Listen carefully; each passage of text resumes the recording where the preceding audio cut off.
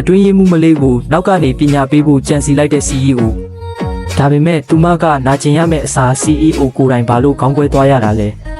သူတို့နှစ်ယောက်ကြားမှာဘလို့ထူးဆန်းတဲ့လှုပ်ဝက်ချက်ရှိနေတာလဲ CEO နဲ့အတွင်းရေးမှုမလေးတို့ဟာအခန့်ပွဲတစ်ခုမှာနှစ်ယောက်လုံးမူပြီးမှားယွင်းတဲ့တညတာကိုဖျက်ဆီးခဲ့ကြပါတယ်အဲ့ဒီညနောက်ပိုင်းမှာအတွင်းရေးမှုမလေးရဲ့ခန္ဓာကိုယ်မှာထူးဆန်းတဲ့စွမ်းရည်တွေရောက်လာပါတယ်။လေကားထပ်ပေါင်းဒါဇင်ချီတက်လဲမောတယ်လို့မရှိသလိုအလုပ်တွေအချိန်ပိုစင်းလဲမပင်ပန်းတော့ပါဘူး။နောက်ဆုံးလဲကြရင်တော့နာကျင်မှုကိုမခံစားရတော့လို့သူမကိုသူမစူပါပါဝါတွေရနေပြီလို့တောင်ထင်နေခဲ့ပါတယ်။တကယ်တော့အဲ့ဒီစွမ်းရည်တွေကစူပါပါဝါမဟုတ်ပါဘူး။သူမခံစားရမယ့်နာကျင်မှုနဲ့ပင်ပန်းမှုတွေအားလုံးက CEO စီကိုအလိုလျောက်ပြောင်းသွားတာပါ CEO ဟာဘာမှမလုပ်ဘဲတနေ့ကုန်မောဟိုက်နေတယ်လို့အကြောင်းရင်းမရှိဘဲခန္ဓာကိုယ်မှာဒဏ်ရာတွေရနေတာကြောင့်ဆေးရုံထိသွားခဲ့ရပါတယ်ဆရာဝန်တွေကလည်းဘာယောဂမှရှာမတွေ့တဲ့အခါသူဟာပိုပြီးစိတ်ရှုပ်ထွေးလာပါတယ်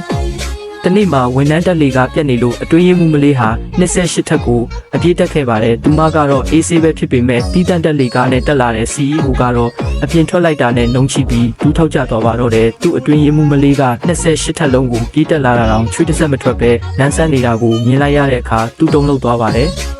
ဒီလိုနဲ့ရုံးခန်းရောက်တဲ့အခါ CEO ရဲ့စစ်ဆက်ထားသူ Fiance ကရောက်လာပြီးအတွင်းရေးမှုမလေးကိုအရင်ကအစေခံဆိုပြီးနှိမ်ချဆက်ဆံပါတော့တယ်ဒါပေမဲ့အတွင်းရေးမှုမလေးကပါနတ်စွာတုံ့ပြန်လိုက်တာကြောင့်စစ်ဆက်ထားသူဟာလူပုံလယ်မှာအဆက်ကွဲသွားပါတယ်ဒေါသထွက်သွားတဲ့သူမဟာအတွင်းရေးမှုမလေးရဲ့လက်ပေါ်ကိုကော်ဖီပူတွေနဲ့လောင်းချလိုက်ပါတော့တယ်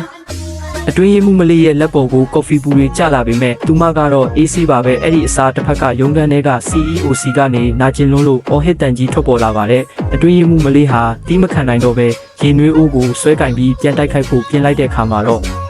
နာကျင်မှုချင်းဖလှယ်ထားတဲ့သူတို့နှစ်ယောက်ရဲ့အလွဲချော်တွေနဲ့စိတ်လှုပ်ရှားစရာအပိုင်းနဲ့ကိုမကြခင်တင်ဆက်ပြီးတော့မှမို့လက်လို့မခံရအောင်အခုပဲ follow လုပ်ထားဖို့မမေ့နဲ့အောင်တော့